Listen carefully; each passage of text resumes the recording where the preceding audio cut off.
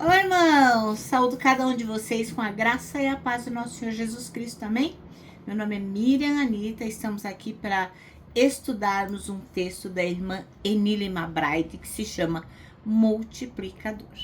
Falar em multiplicação, lembre-se que este vídeo deve ser multiplicado, então repasse para outras pessoas para que elas também possam ter acesso aí à palavra de Deus que está sendo divulgada, tá bom? Antes que eu continue, abra sua Bíblia em João 4, tá bom? Nós vamos ler 42 versículos, é bastante, então já deixa aberto enquanto eu acabo de falar e depois nós vamos orar. Bom, irmãos, então esse texto escrito aqui pela irmã Enilima foi escrito para o Manancial, que é um devocional diário produzido pela União Feminina Missionária Batista do Brasil, que oferece pra gente meditações baseadas na Bíblia, que é a palavra de Deus. Sempre que estudamos o texto baseados na porção bíblica, nós somos inspirados, exortados e edificados. Isso vai promover o nosso crescimento cristão e, lógico, vai nos engajar cada vez mais com a missão de Deus. Como vocês sabem, não fui eu quem escreveu o texto. Quem escreveu foi a irmã Enilima Braga. Por isso que eu vou ler com vocês e contar aquilo que eu entendi. Então, vamos iniciar pedindo ao Senhor que abençoe a nossa leitura, o nosso estudo. Senhor Jesus, em teu nome pedimos que tu possas nos ensinar a importância de multiplicar a tua palavra. Que nós possamos ter consciência de que, se não fizermos isso, demoramos cada vez mais para que a tua palavra se espalhe e, portanto, para que a tua volta seja mais breve. Muito obrigada por tudo, perdoa os nossos pecados, cuida de nós, ensina-nos, é o que te pedimos em teu nome, Jesus. Amém. Bom, irmãos, então vamos lá. Eu quero acreditar que vocês já abriram a Bíblia em João 4. E ontem nós falamos um pouco da mulher samaritana, né? Dissemos sobre adorar em espírito e em verdade. E hoje nós vamos ler aqui os versículos que antecedem, inclusive, o que nós lemos ontem, tá bom? E engloba também o que falamos ontem sobre adorar em espírito e em verdade. Então vamos lá. É quando a samaritana encontra o Messias. Como eu já comentei, mas para aqueles que não assistiram o vídeo de ontem, os samaritanos não se davam bem com os judeus, né? E daí o espanto da mulher samaritana ao ser abordada por Jesus. Bom, então vamos lá. Versículo 1 do capítulo 4. Por isso, quando o Senhor soube que os fariseus ouviram que ele, Jesus, fazia e batizava mais discípulos que João, embora Jesus mesmo não batizasse, mas sim os seus discípulos, deixou a Judéia e partiu uma vez mais para Galiléia. Entretanto, era necessário atravessar por Samaria. Assim, chegou a uma cidade de Samaria chamada Sicar, perto das terras que Jacó dera a seu filho José. Havia ali uma fonte, a fonte de Jacó.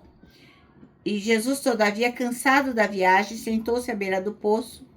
E isso aconteceu por volta da hora sexta. Nisso, uma mulher de Samaria veio tirar água. Pediu-lhe Jesus: dá-me um pouco da água para beber, pois seus discípulos haviam ido à cidade comprar alimentos. Então lhe respondeu a mulher de Samaria: como, sendo tu judeu, pedes de beber a mim, uma mulher samaritana? Pois os judeus não se relacionavam bem com os samaritanos. E Jesus respondeu a ela: se conhecesses o dom de Deus, e quem é que te pede, dá-me de beber, tu lhe pedirias, e ele te daria água viva. Indagou a mulher: Senhor, tu não tens com que pegar água, e o poço é fundo. Onde tu podes conseguir esta água viva? Acaso tu és maior do que o nosso pai Jacó, que nos deu o poço, do qual ele mesmo bebeu, e bem assim seus filhos e seu gado? E Jesus afirmou-lhe: quem beber dessa água terá sede outra vez. Aquele, porém, que beber da água que eu lhe dou, nunca mais terá sede. Ao contrário, a água que eu lhe der tornar-se-á nele uma fonte de água jorrando para a vida eterna.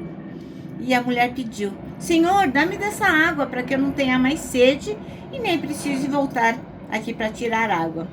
Pediu-lhe Jesus: Vai, chama teu marido e volta aqui. Confessou-lhe a mulher: Não tenho marido.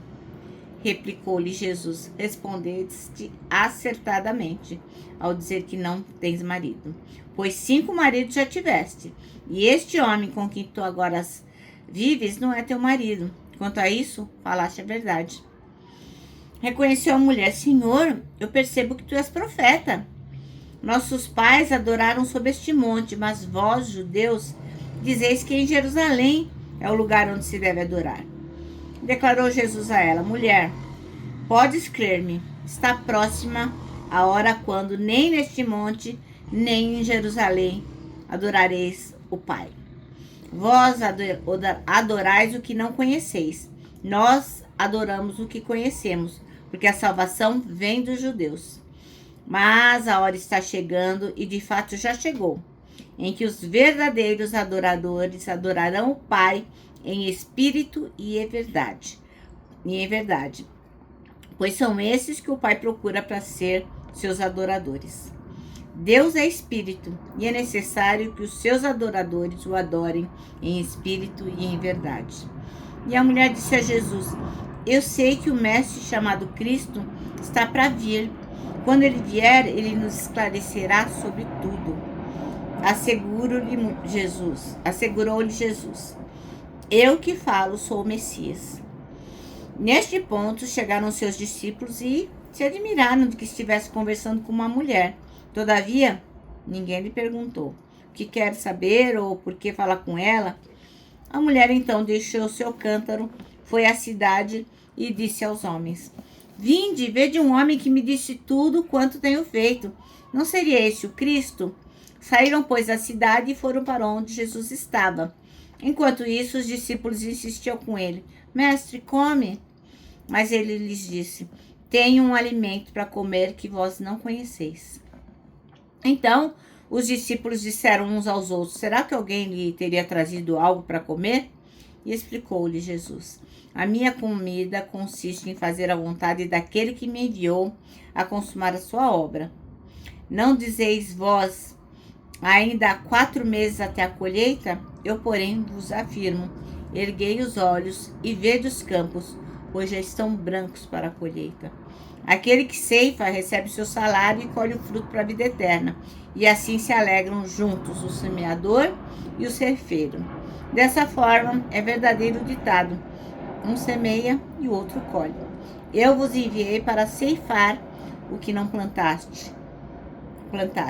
Outros realizaram o cultivo, e vós usufruístes do labor deles.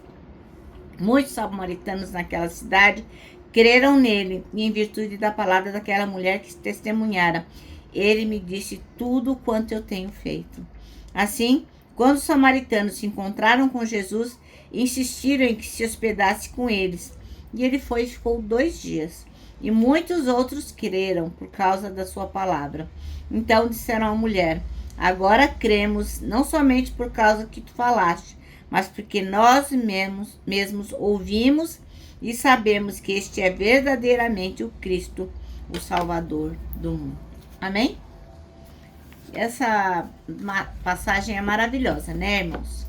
Bom, a irmã Nirima, ela escolheu o versículo 39 para ser o versículo-chave, que diz assim: Muitos samaritanos naquela cidade creram em Jesus por causa do testemunho da mulher que teria dito: Ele me disse tudo o que eu já fiz. Bom, Jesus nessa passagem, ele fala do plano da salvação, ele evangeliza a mulher samaritana, né? E ele, através desse exemplo, né, ele nos ensina que a igreja deve o quê? Trabalhar com a figura do multiplicador, né? Deve multiplicar a palavra de Deus. Este é o exemplo que Jesus Cristo nos dá, porque ele mesmo passou por essa experiência. Então, ele nos ensinou lá, e nós que já passamos pela conversão, que já conhecemos a Cristo, temos que imitá-lo e também multiplicar a palavra. O testemunho deve acontecer de duas maneiras. A primeira coisa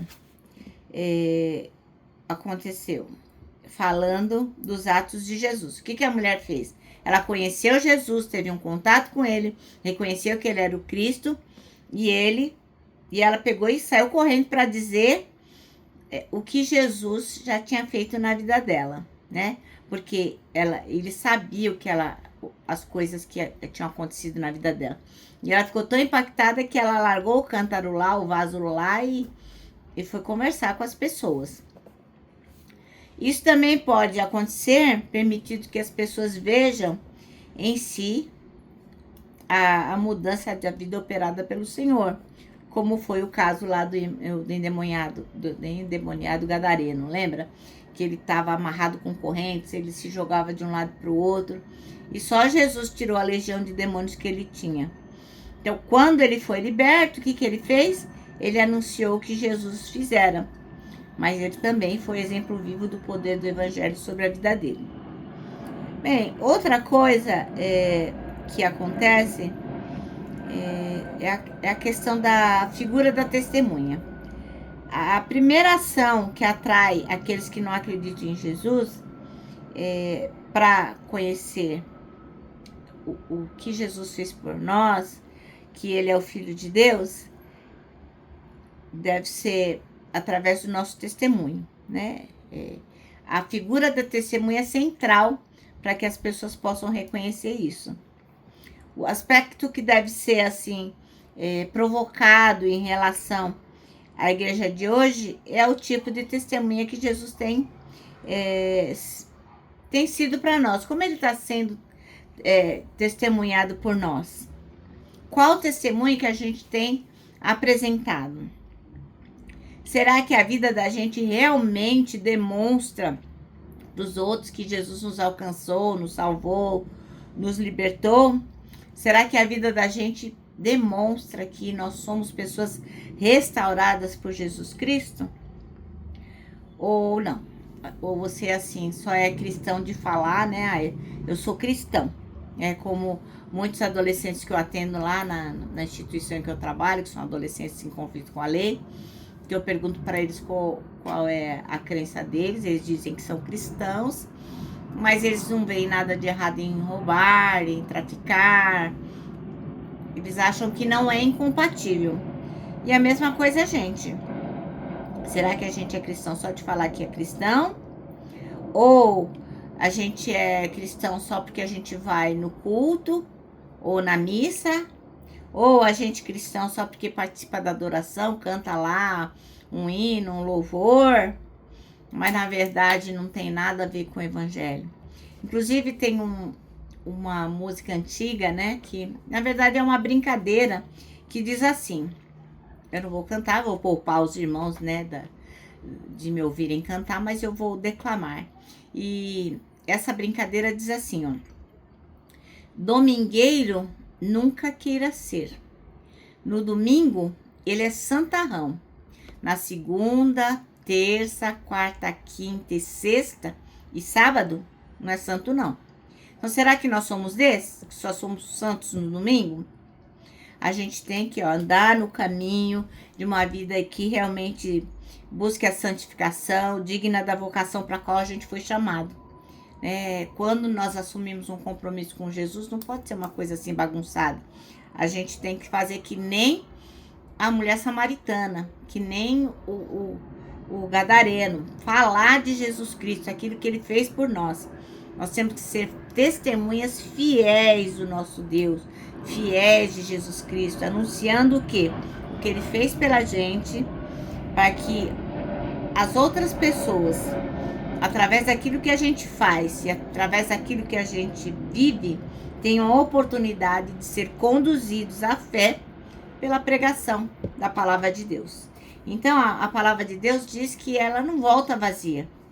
Nós temos que falar, ou ela vai servir para salvação ou para perdição.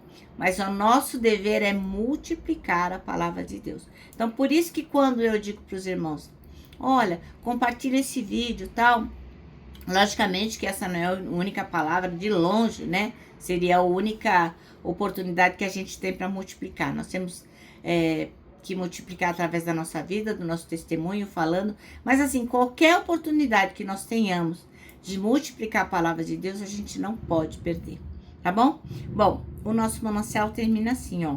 Não hesite em testemunhar Jesus para todos os que ainda não o conhecem.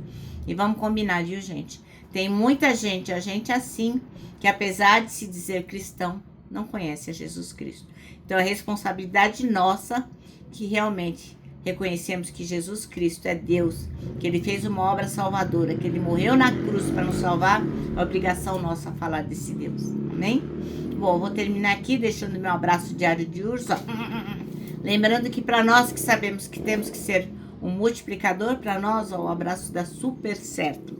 Quero que você se lembre também do nosso versículo deste ano, que é 1 Tessalonicenses 5:9, que diz: porque Deus não nos destinou para a ira, mas para recebermos a salvação por meio de nosso Senhor Jesus Cristo. E agora eu me despeço com a frase do ano, que é: não tema, por maior que seja o desafio, não tema. Sabe por quê? Deus já está lá.